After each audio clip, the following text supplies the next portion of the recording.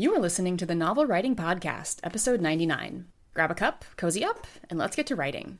Today's episode is about the difference between temperament and personality.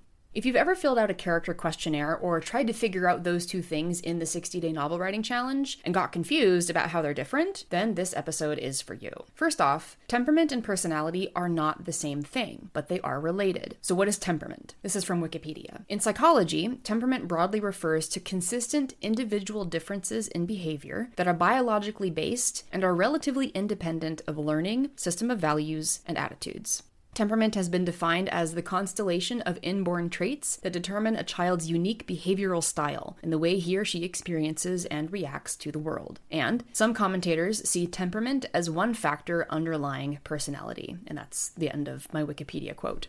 We can see evidence of temperament in the Greeks, and there are 4 humors in medicine.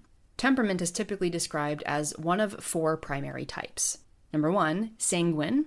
Number 2, choleric. Number 3, phlegmatic. And number 4, melancholic. Now, if you've never heard these words before and you have no idea what they mean, we will do a full episode on just the 4 primary types of temperament in the future.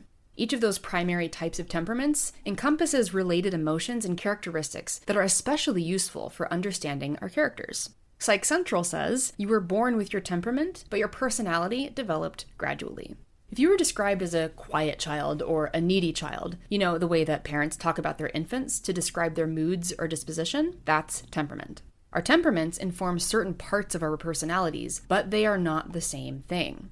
So what is personality? Personality is the whole self, both what we do and why we do it.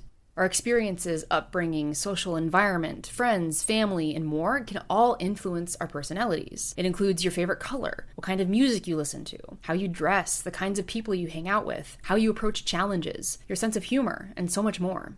Personality develops as we age, and we can change our personalities if circumstances require us to, and if we're committed to doing so. There's a book by Benjamin Hardy called Personality Isn't Permanent, and he's right. We can alter our own personalities over time with targeted behavior change.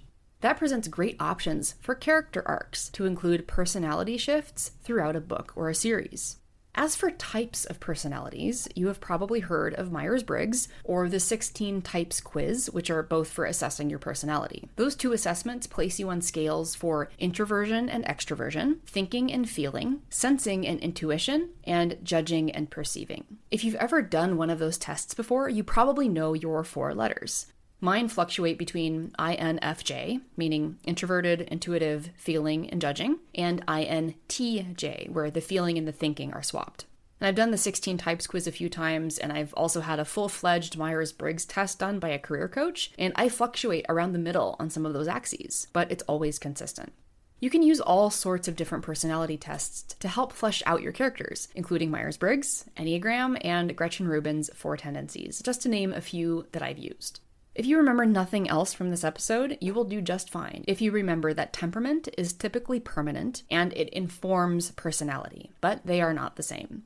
That's it for today's episode. You can find links to all of the sources for today's topic in the description. Thanks for joining me, and remember, the first draft is supposed to be garbage. Thanks for listening to the Novel Writing Podcast. If you're ready to stop struggling and start finishing your novel, check out the 60-day novel writing challenge. It's a step-by-step program designed for solo writers to complete their first draft with clarity and focus. Visit the link in the description to learn more.